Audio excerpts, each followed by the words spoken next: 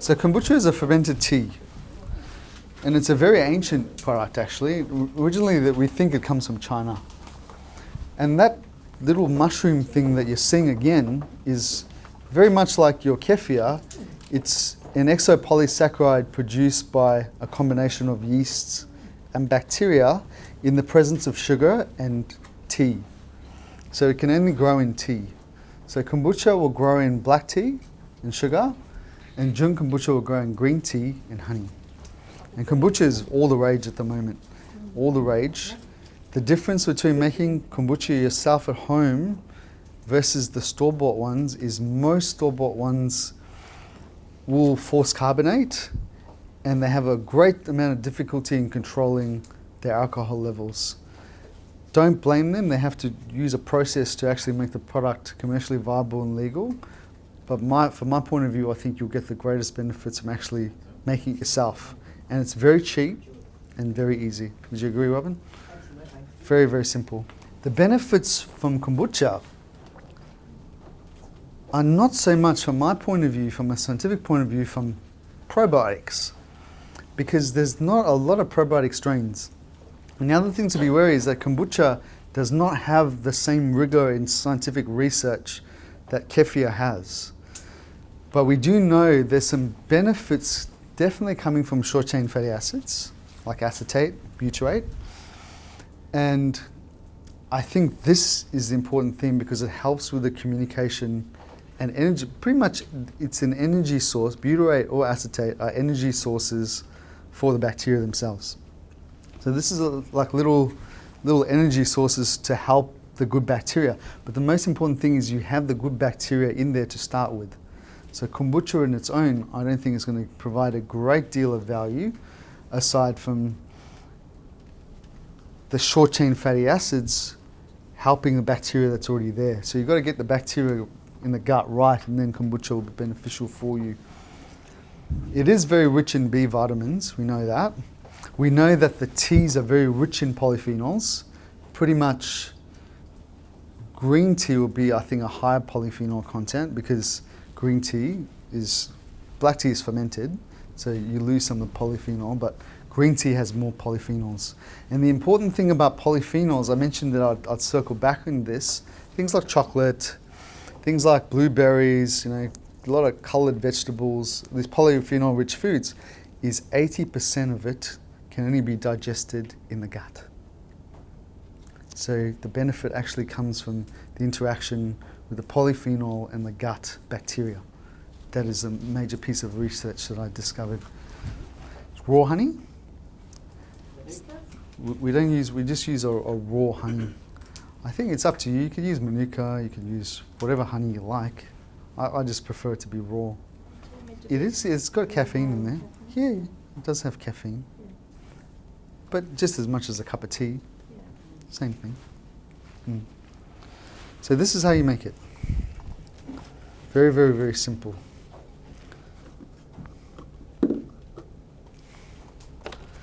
So in here, I have a litre of tea. I've brewed it up. My wife's brewed it up. So 2 tea bags, 1/4 of a cup of sugar. Brewed it. It's cooled down. You pour it into your kombucha jar.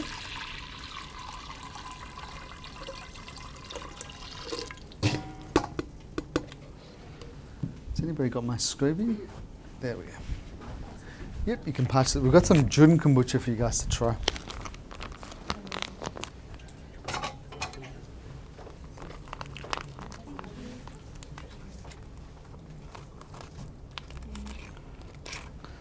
So the most important thing to realize or common myth, is that this little fungus thing is the most important part. But actually, the liquid is the most important part. So you could do this without the fungus part, without the little mushroom. So each batch, the new mushroom will grow in the liquid. But the most important thing is you reserve enough of that tea from the previous batch to make a new batch. But I'll show you another way to do it where you don't even have to do it in a batch level. You can do it continuously. So the mushroom's in. It's just going to sit in there. He can float, he can sink. Don't get stressed out too much. If he's floating, if he's looking a bit funky. But what I recommend is really looking at the examples in our Gut Health Gurus group, because you might think, oh my God, what's going on here? This weird thing is growing on the surface. Some kombucha makers in the room. Is this safe? Is it going to kill me? Is it going to poison me?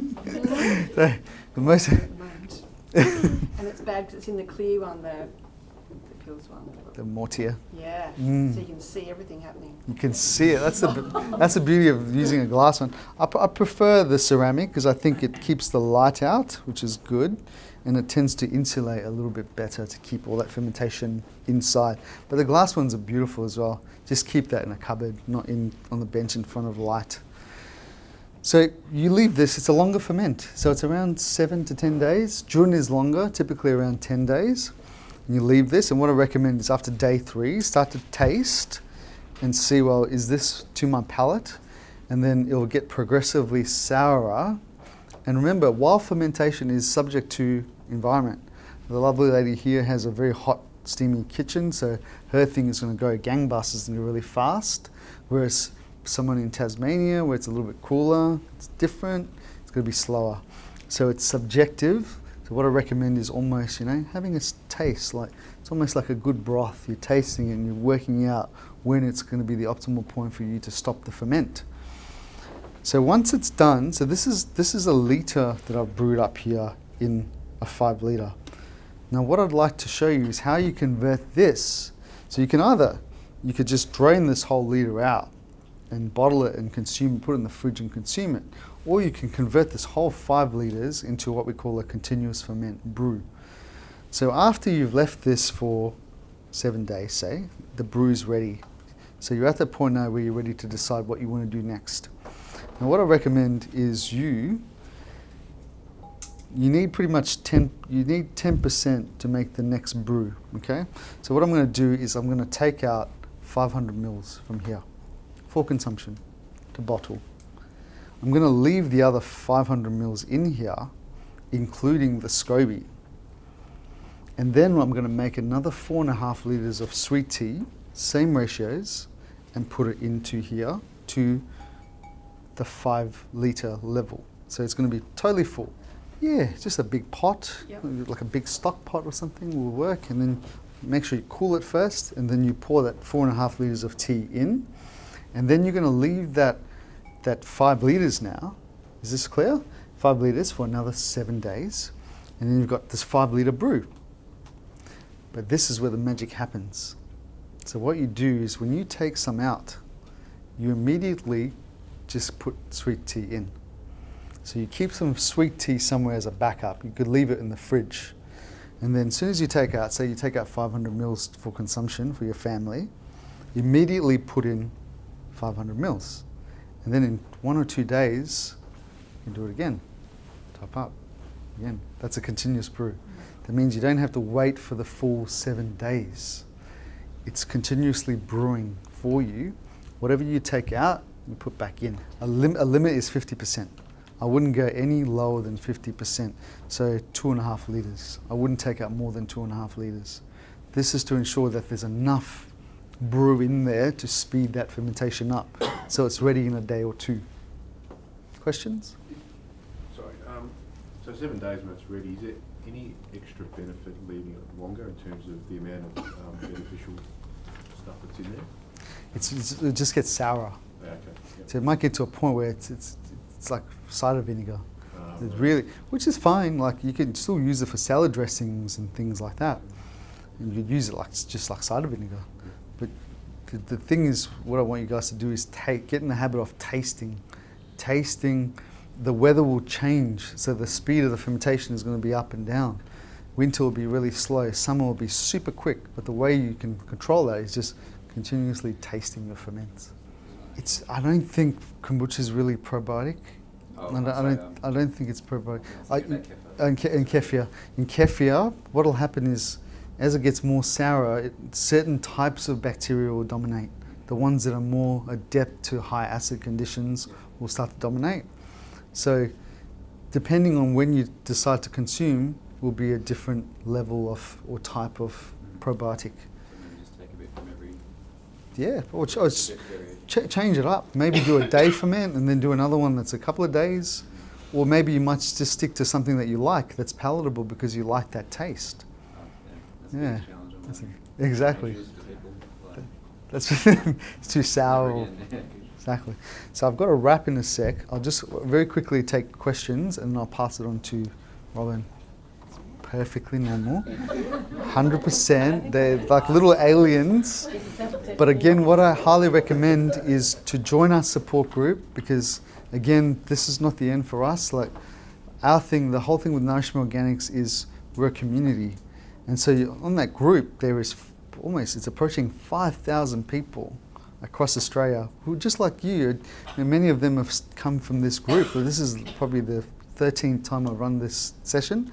So they're with us and they're all over Australia. There's some international people that all share their pictures. And if you post, this looks a bit funky, or there's tentacles in this thing, and please help me, or my thing is sinking, is it supposed to sink? And this is what we're here for. It's here because we all support each other, and hopefully you can pay it forward to the new guys coming in the group. So that's what we do. And how long can you store the kombucha for the second ferment? The second ferment, Yeah, you've bottled it. if you bottle this, I would keep it in the fridge for maybe 2 weeks. But because it's so acidic, you can probably leave it longer. Your limiting factor is not going to be spoilage or it's going to be any microbial issues. Most likely it's going to be taste. It's going to be too sour, or some sediments will start to pop out of it as it gets more sour. But 2 weeks, most people will complete any of these ferments within 2 weeks is a good sort of like a postmark to know. But I thought you could continually do it. So now she's talking That's about bottled. when you bottle it and you put it in the fridge. With the bottle ones that you can buy, I'm just really confused because my dentist was like, oh, they're really high in sugar. And yeah, some of them are like 4 grams and others are like 26.5. And I was just like, what the hell, I'm not drinking 26 grams of sugar. Like, Mhm. that's just insane. Mm-hmm. So I'm just like still confused about why you're putting so much sugar in. The sugar thing of the sugar is the food for the organisms, because particularly the yeasts in the water kefir and the kombucha. And you could do a second ferment exactly the same way I showed you with water kefir, but you need to give these guys a source of food because you're trying to get them to produce the CO2 gas. And what happens is they convert the sugars into acids Okay. and the CO2 gas. So the longer you leave that second ferment, the more of the sugar will be fermented out. And what you do is you rely on your taste buds. The sourer it is, the more sugar has been fermented out. From your dental point of view, it's very acidic, so you've got to be careful. So what I recommend is for kids and stuff, have it with a straw, because that's one way of preventing the acid from damaging the tooth enamel. Or what you could do is after a meal, just swirl some water in your mouth. And this is just a preventative measure because the acid can damage your teeth. With the kefir, can you create a yogurt? Could you thicken it some way? Or would it To get the thickness in kefir, you need to encourage like certain types of organisms in there. You can use the premix, that's a great way to increase the thickness, to make it more like a yogurty thick texture, or you ferment with the lid closed. That will increase the amount of this, what we call kefiran, which is like this gum that the bacteria produces, but it makes it very gummy. So I'm going to wrap there because I've got to give Robin enough time, but I'll pop back in at the end for more questions as well.